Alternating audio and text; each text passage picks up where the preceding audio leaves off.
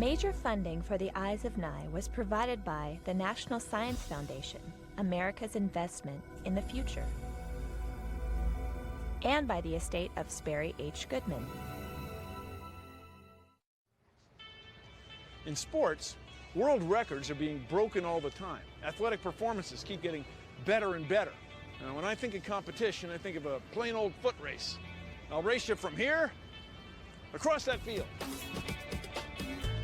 Hey, you're Maurice Green, right? Yes. Good morning. You want to race? Yeah, we can race. We'll see what you got.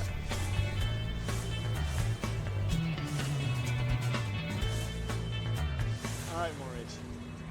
Set, go! There's an old saying.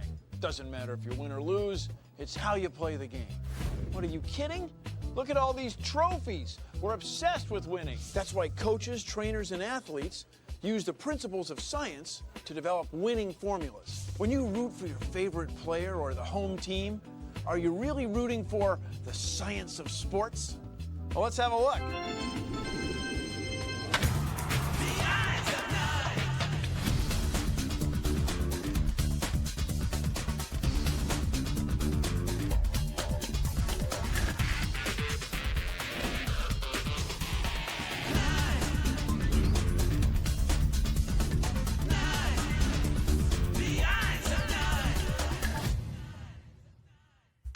So you guys are baseball fans? Oh, yeah. Now, are you also physics fans? Yeah. Are you a physics fan? No, You're not a physics fan. not too much. When you see a guy propelling himself with intermittent contact with that granular surface, You're talking about running? yeah, when you see this inelastic collision between the wooden cylinder and that leather spheroid, Right. it starts out as a parabola, but then it's got this first order term with the aerodynamic drag constantly slowing the ball down. And he's going to come across that rectangular prism out there that's covered with canvas. The bag. The ball might have some spin on it, some Magnus effect, providing a slight amount of lift. The denominator and the density of the air in the numerator. What do you feel? You ever hit it just right on the sweet spot, right above the center of percussion there? Yeah, The ball just seems to jump off the bat, right? sure. Maybe at 35 degrees, arcing over the infield, right? And then aerodynamic drag takes over and it starts to slow down. Maybe it hits the ground and this topspin transfers some more of that angular momentum into linear momentum. What do you feel? Great. So how much do athletes think about physics? All of the techniques of these various sport movements, there's a lot of physics involved.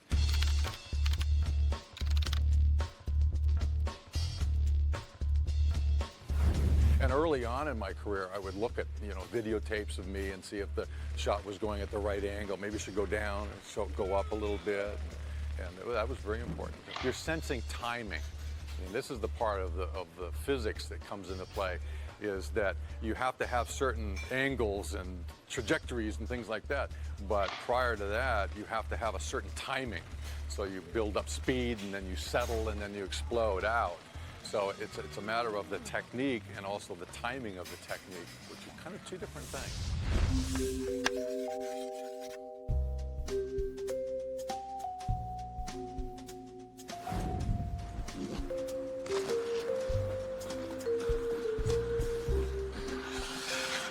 What's more beautiful than combining sport with artistic performance? Skaters not only manage their speed, they manage their spin, their angular momentum. You see, a skater starts a spin with his arms outstretched. As they bring their arms in, their angular momentum gets more and more concentrated, and their spin speeds up. It can be the difference between a good performance and a great one. It can take you to a 6.0. Maybe one day, they'll have an Olympic gold medal for physics. A man can dream. Most sports involve motion. That's mass and the transfer of energy. Now, if those terms sound familiar, well, they should. They're right out of a physics book. You see, it's physics principles and mathematical formulae that athletes have been mastering for years. That's why we love to watch.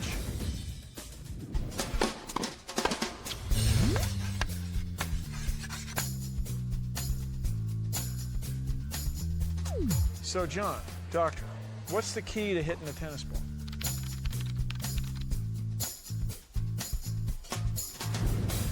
Well, you know, it's surprising because I think most people would assume that if you want to hit a tennis ball, you hit it with your arm. You hold a racket, you hit it with your arm.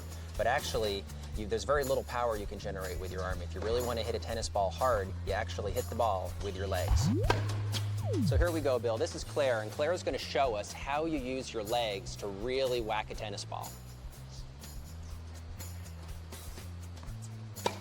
See, look at that. She pushes off those legs, her hips turn, and then that arm just follows through, transmits all that energy into the ball. Daria's going to show us what happens if you try to hit a tennis ball without your legs. I'm going to hold her hips steady, so I'm not going to let her use that leg power in the shot. So go ahead, Daria, give this a try. And you can see, a little different sound. It is a very different sound, and that ball is going nowhere. There's nothing there. And so the reality is you hit a tennis ball with your legs. The oldest sport in history is wrestling, going back 20,000 years. All that muscle against muscle, physics against physics. And sumo wrestling is one of Japan's most popular sports even today, using strength and leverage to push your opponent out of the ring. I don't know why more sumo wrestlers aren't playing professional football. Khalif, you're big, you're heavy, you got strong legs. You get your center of gravity lower than theirs and you upend them, creating torsion in the gravity field. Justin, you've got speed, you've got hand-eye coordination. You get down there and you get your hands moving the same speed as the ball and you catch it. You got the high friction gloves? All right, ready? Break! 71, 36, hut, hut!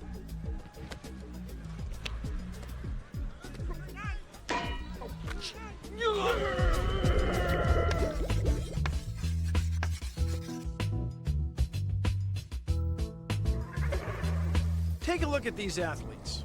One is a lean, powerful swimmer. The other is a strong, muscular football player. In swimming, it takes more than muscle to compete. It's physics. A swimmer has to balance 4 forces: body weight, propulsion, buoyancy, and drag.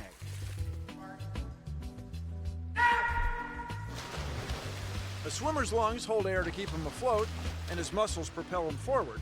But he's always working against drag, which is anything that slows him down.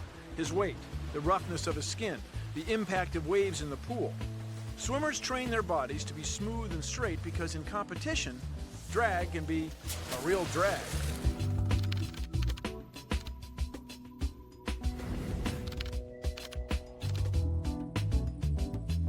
We spend more time in coaching swimming working on the elimination of drag forces than we do on the propulsion or velocity forces. We do some exercises, and Justin can show you here, where we try to pull the lower back in a position, stabilize and create a flat lower back, and then a high neck position, creating the longest, flattest line through the length of the body, creating a nice long axis of rotation.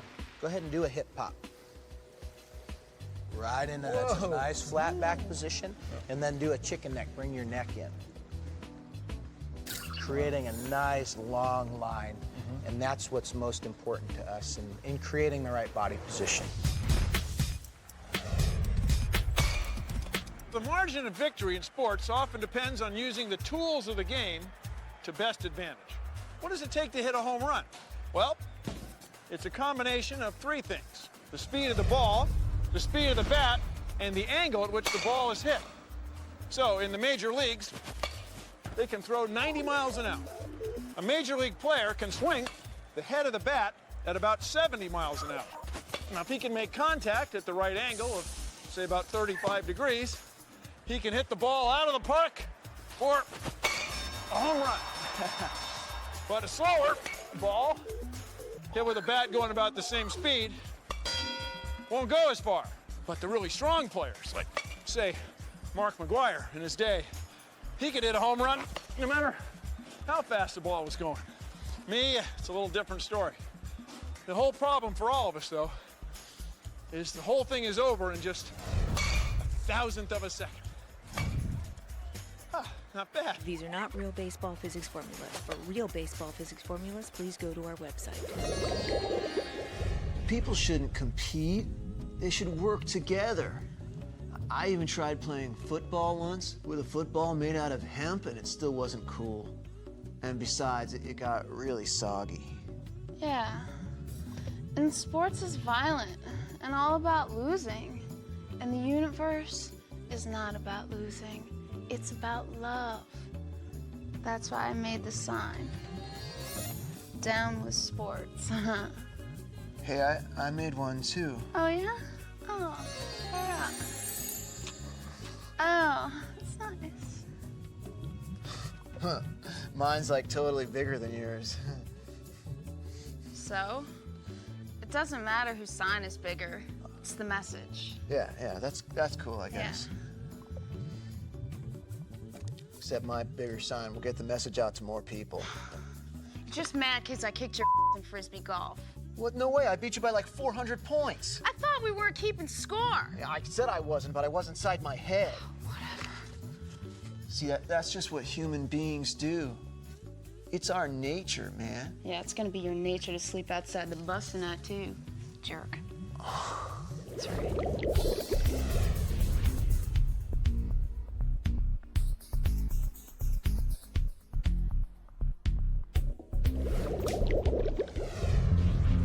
Since the time of Hercules, athletes have been pushing their bodies to be faster, stronger, leaner, and meaner. Now, why do they do it? To win! To get that physical edge in competition. The edge that will push them over the top. Make them a champion, #1. Earn them a world record and perhaps even a place in history. All right, Maurice. Set, go! The 100-meter sprint. In 1896, the world record was 12 seconds. By 1900, it was 11 seconds. 1964 was only 10 seconds. That's a 20% improvement in less than 100 years.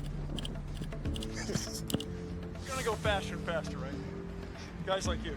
What do you think the lower limit is? I mean, is it gonna be 9.0 in a century? What do you think? Who knows? But I mean, like I've always said, as time progresses, man will progress, and your man will get faster. Now, Olympic records are broken all the time. I mean, we're running 100 meters now in less than 10 seconds. How fast are people going to be able to run? The cheetah goes 100 meters in a little less than 5 seconds, maybe 4.3 seconds. I don't think we're ever going to go as fast as a cheetah. I mean, we're made of the same stuff, bones and muscles, but I don't think we're ever going to beat a cheetah. So, humans, around 9.5. I mean, not me, but real sprinters, and cheetah around 4.5. I don't know if we're at the limit. We can probably start to see it from here, though. Where'd this cheetah go? You know, we should probably get out of here. The boundaries of human performance have not been tapped fully, and I don't think they ever will. There will always be an evolution over the course of centuries, because you always think you can go further.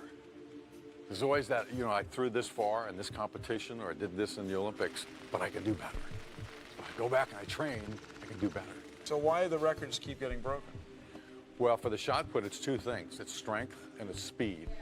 The more speed you can develop inside that 7-foot ring, and the greater the strength of that athlete, the farther that 16-pound ball is going to go. So why are people faster and stronger now than they used to be? Lifting weights.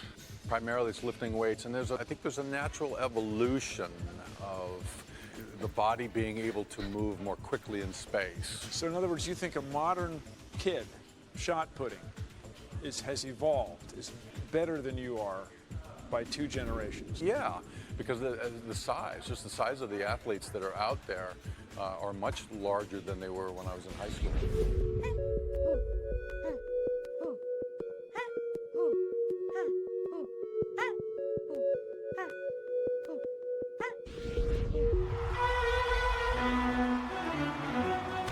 You might be thinking, sure, physics, evolution, and drive are all good, but Bill, what if there's an injury?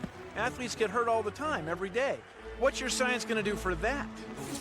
I'm glad you asked, because the cutting edge of conditioning is injury prevention, cleverly called prehabilitation. It means trainers are conditioning the bodies of athletes to resist injury based on what might go wrong in their sport.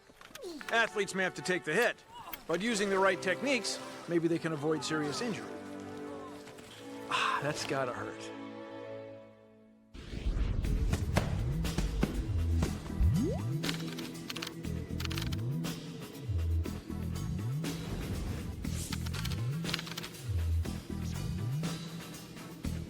Well, we're trying to train the rotator cuff into thinking on its own a little bit, trying to provide a visual stimulus to so Ben can react to it very quickly, as he'll have to react to it on the football field.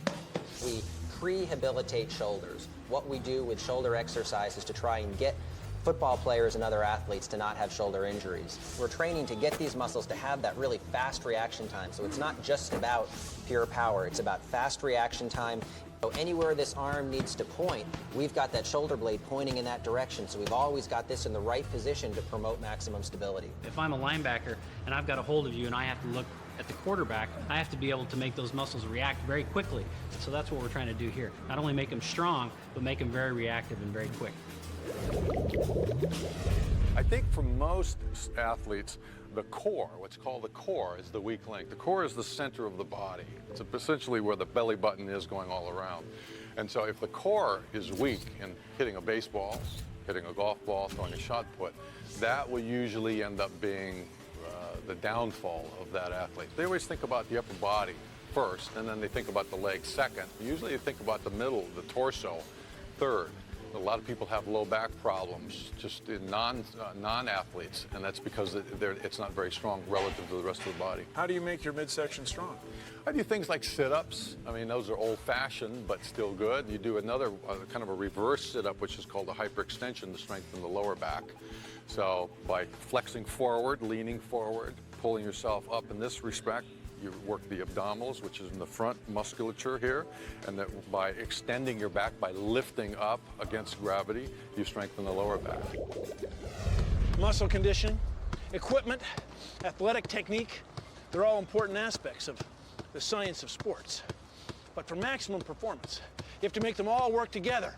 You have to go beyond physics and into the mind. Yes! See, I could have played pro ball.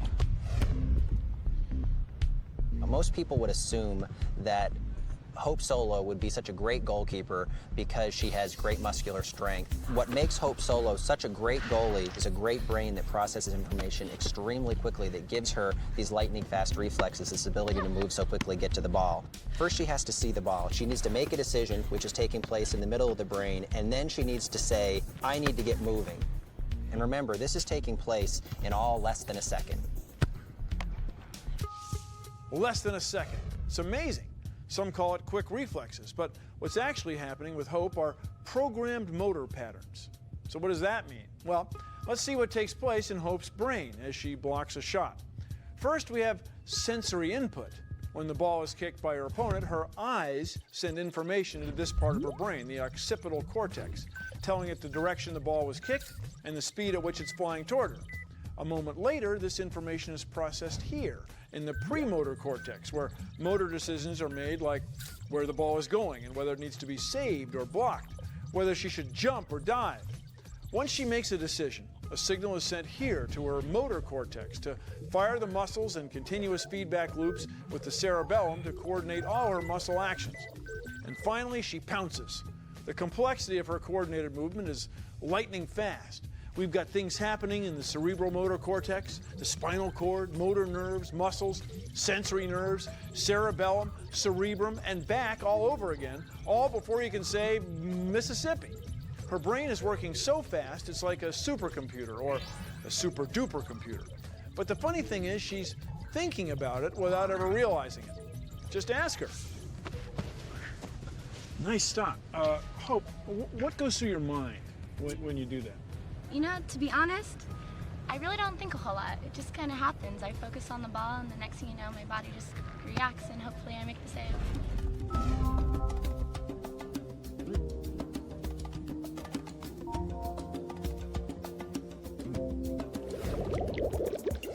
The computing functions of the mind never stop when a game is in play. When a deep fly ball is hit in baseball, the fielder moves to make the catch. But he rarely moves in a straight line.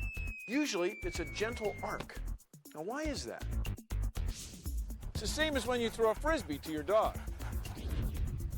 The dog's constantly making adjustments, taking a curved path because her position relative to the disc is always changing. Calculations are going on all the time. It's fascinating, isn't it, Tess? She's fascinating. In some sports, you have forever to think before you make a move. In other sports, they don't even want you to talk while they're thinking. A golfer has to make all the same calculations as any other athlete before she makes a shot. Whether you're Hope Solo or Tiger Woods, when you're on top of your game, you're in the zone. Good evening and welcome to In the Zone, the show that examines speed, dexterity, and mental quickness, the ingredients that add up to that intangible quality found in all great athletes and performers. Today we match Hope Solo, the goalie for the United States women's soccer team, with video store clerk Craig Baker. Let's see who's in the zone. The ball is getting close to the goal. Hope gets in position. Oh, let's check with Craig. What a lame choice. Orson Welles. Reflexes, training, and lightning-fast decision-making. The hallmarks of a great athlete. You want to try this? This is excellent. Join us next week on In the Zone. When you're shot putting, just for example, what are you thinking about? As little as possible. Now, everybody says that, as little as possible. Yeah. Is that the zone? That is really the zone. You know, at that point in time, you've practiced the movement, 5.7 million times. So you got to know it by then. One would think. So at that point, it's a matter of just getting in the ring and just going blank and just letting it happen. How do you get in the zone? It took years of me training and learning how to actually quiet my mind. So at a young age, everybody would say, you got to get psyched up. But when you get to the Olympic level, not too many people are psyched up, the ones that do well. They're the ones that are kind of quiet. Now, what about the role of the crowd? The crowd is immense. You take on their energy. There's energy that's directed towards you. They're kind of supporting you. And in that support, it just kind of gives you this little extra sense of, I can do it. We've talked a lot about the physics, the science of sports, but there's still a mystery. Why do we play sports? I mean, look at us. We spend billions of dollars every year on stadia, on uniforms, on player salaries, on merchandise. Why is that? I mean, are modern sporting events just the same kind of thing, a modern recreation of when our tribe met the other tribe from down the trail at that clearing in the woods? We got together to see who was better at throwing stones, or is it more than that? I think we're obsessed with sports because we don't know what's going to happen. It's the ultimate drama. What's more exciting than the last hole? The players are tied neck and neck, and one of them just hit a birdie and the other one's just teeing off. What's more exciting than the bottom of the ninth, 2 outs? You're at the plate, 2 strikes, and runners in scoring position, and 1 hit, and you win the game. What's more exciting than to be down by 2 points and your team's got the ball at the 3-point line, and there's 2 seconds on the clock, and he turns and he shoots? Nothing's more exciting. You see, the thing about sports is we don't know how it's going to end till it ends. It's not over until it's over. That's the passion, beauty, and joy of athletic competition. Well, if you excuse me, there's a game on. I'll see you next time on The Eyes of Nye. Hit it where they ain't. And you shouldn't be yelling this loud at a golf course. We've covered a lot of ground, but it's just the tip of the iceberg. Check out eyesofnye.org for more cool science.